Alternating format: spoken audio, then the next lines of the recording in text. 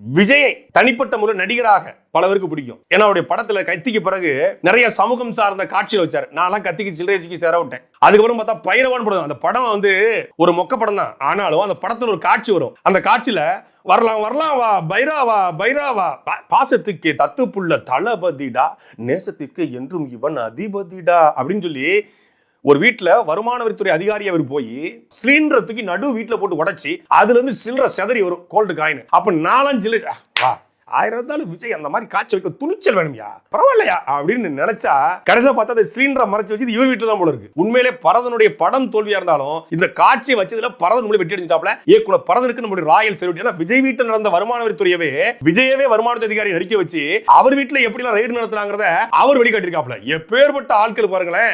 இவர் படத்துல வருமான வரித்துறை அதிகாரியா போய் வருமானத்தை ஈட்டர்ல அடிப்பாராம், கடப்பாறையை உடைப்பாராம், பழைய காரை நகட்டி அதுல இருந்து காசை எடுப்பாராம், எல்லாம் பண்ணுவாராம். ஆனா இவரே வருமான வரித்துறையை எய்ப்பாராம், இவரே குண்டு வைப்பாராம், இவரே எடுப்பாராம்.